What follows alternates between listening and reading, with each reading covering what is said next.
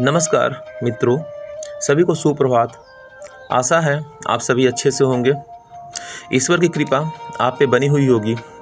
आज हम एक विशेष दोहे के भावार्थ के बारे में चर्चा करेंगे, जिसकी शुरुआत कुछ इस तरह से होगी।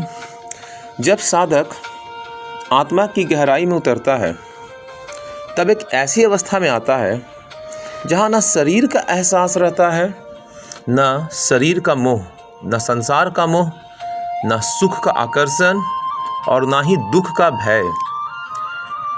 आज यह दिव्य दोहा हमें उस परम अवस्था की ओर ले जाता है जहाँ केवल परम शांति, परम प्रकाश और परम आनंद है।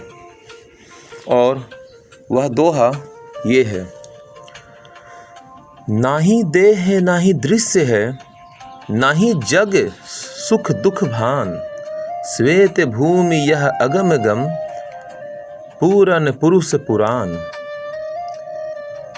दोहा की पहली पंक्ति कहती है ना ही देह, अर्थात साधक उस अवस्था में पहुंच जाता है ध्यान करते करते जहां उसे शरीर का एहसास ही नहीं रहता। इसका मतलब यह मृत्यु नहीं है, बल्कि यह इसके जस्ट अपोजिट यह आत्मा का जागरण है। जब ध्यान गहरा होता है, तब मनुष्य समझता है कि वह केवल शरीर नहीं है, बल्कि एक शुद्ध चेतना है। जैसे जैसे ध्यान की गहराई में हम उतरते चले जाते हैं, वैसे वैसे इस चेतना को अनुभव हम लोग करते चले जाते हैं। शरीर तो मिट्टी से बना है, शरीर मिट्टी से बना एक वस्त्र है, लेकिन आत्मा सनातन है, सत्य है, नित्य है, शाश्वत है। जो थी, जो है, वही हमेशा रहेगी। इस दोहे में जो आगे है, ना ही दृश्य है, अर्थात उस अवस्था में संसार के दृश्य, मोह और आकर्षण समाप्त हो जाते हैं। जैसा कि मैंने बताया, जैसे जैसे ध्यान की गहराई में हम उतरते चले जाते हैं, वैसे वैसे मोह, माया, इस दुनिया से लगाव छूटते चला जाता है। जैसे जैसे सत्य को जानते चले जाते हैं, वैसे वैसे यह दुनिया जो है एक भ्रम की तरह लगने लगता है। तो हमें एहसास होता है उस समय कि जो वस्तुएं, जो दुनियावी चीज़ें हमें इतनी महत्वपूर्ण लगती है कि हम पूरे जीवन को उन वस्तुओं को पाने में, इस दुनियावी सुख को, भौतिक सुख को पाने में खर्च कर देते हैं, वो सब क्षणिक है। दुनिया से लगाव आपका जितना बढ़ता चला जाएगा, दुनियावी चीज़ें जितनी ज़्यादा हासिल करने की कोशिश करने का प्रयास अगर करते चले जाएंगे, महसूस होगा कि इच्छाएं और बढ़ती चली जाएगी, और चीज़ें पाने की इच्छाएं बढ़ती चली जाएगी, जबकि ये सब क्षणिक है, शाश्वत नहीं है। ध्यान की ऊंचाई पर पहुंचकर साधक समझता है कि यह संसार एक सपना है और परमात्मा ही अंतिम सत्य है। जब आत्मा परम चेतना से जुड़ती है, तब सुख और दुख दोनों समाप्त हो जाते हैं।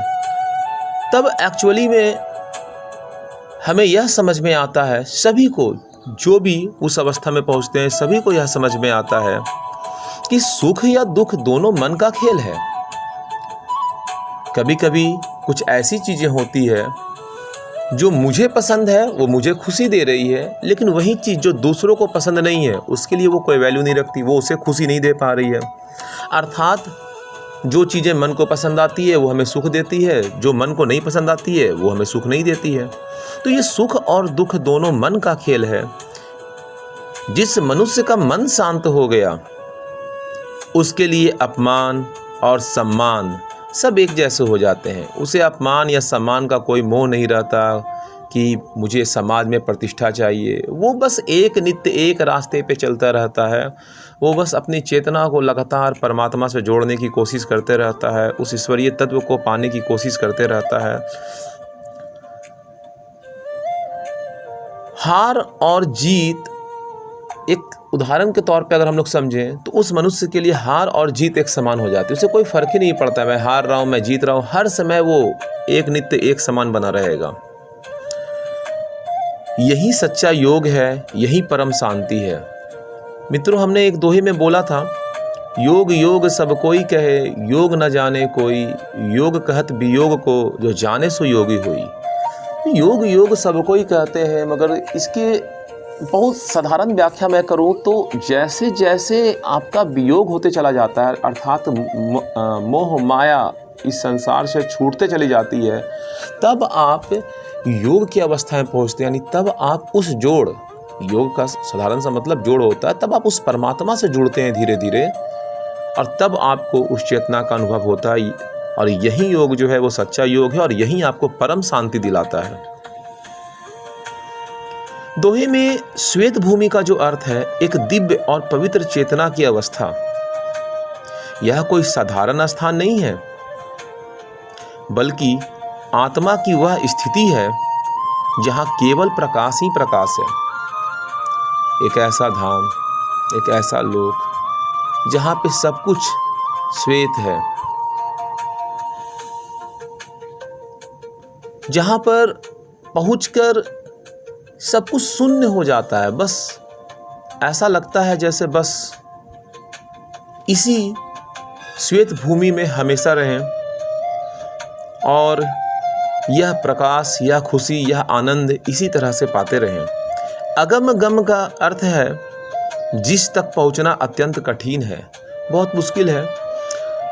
मन, बुद्धि और शब्द उस अवस्था का पूरा वर्णन नहीं कर सकते।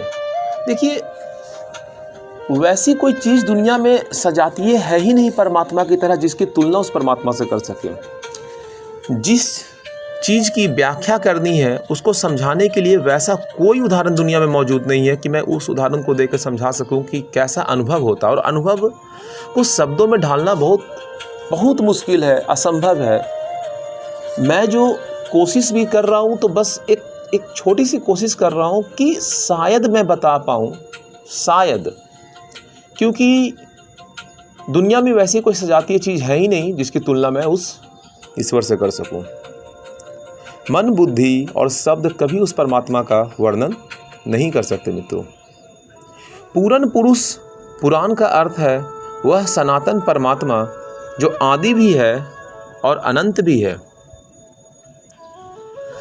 जिससे यह संपूर्ण सृष्टि उत्पन्न हुई है और जिसमें अंत में सब विलीन हो जाते हैं।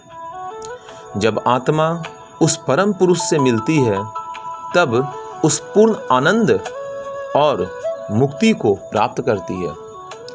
इस दुनियावी जगह पे भी हम लोग खुशियों को प्राप्त करते हैं, किसी चीज़ को पाके खुश होते हैं, फिर अगले ही समय में किसी ऐसी घटना को देखकर या कोई ऐसा चीज़ जो हमसे दूर चला जाए उसे देखकर हम दुखी हो जाते हैं। तो यहाँ खुशी दुख चलता रहता है, मगर जब आप उस ईश्वरीय तत्व को अनुभव करते हैं, उस चेतना को वहाँ पहुँचाते हैं, तब आप एक ऐसी अवस्था में आ जाते हैं जहाँ पे सिर्फ और सिर्फ आनंद ही है। इस दोहे का संदेश केवल पढ़ने के लिए नहीं बल्कि जीवन में उतारने के लिए है। मित्रों, यदि हम प्रतिदिन कुछ समय ध्यान करें, बहुत ज़्यादा देर नहीं, 24 मिनट 25 मिनट भी ध्यान करें और मन को शांत रखें, तो आप धीरे धीरे पाएंगे कि संसार का मोह कम होते जा रहा है और धीरे धीरे हमारे भीतर भी वही शांति उतरने लगेगी जिसका वर्णन संतों ने किया है, जिसका वर्णन इस दोहे में है। जब मन शांत होता है तब आत्मा परम सत्य को अनुभव करती है। यह दोहा हमें याद दिलाता है कि हम केवल शरीर नहीं हैं बल्कि परमात्मा का अंश हैं, उसी का हिस्सा हैं और अंत में उसी से मिलना है। तो ये जन्म जन्मांतर तक भटकने से बेहतर है कि हम थोड़ी थोड़ी कोशिश, छोटी छोटी कोशिश करते रहें ताकि उस परमात्मा से जल्दी मिल सकें। तो मित्रों, अगर यह भावार्थ आपको पसंद आया हो तो वीडियो को लाइक करें, चैनल को सब्सक्राइब करें और कमेंट में ओम शांति अवश्य लिखें। फिर मिलूँगा मित्रों एक नए दोहे के साथ और उसके बेहतरीन भावार्थ के साथ। तब तक के लिए नमस्कार। आपका दिन शुभ हो। ईश्वर की कृपा आप पे सदा बना रहे और आप हंसते मुस्कुराते रहें। धन्यवाद मित्रों।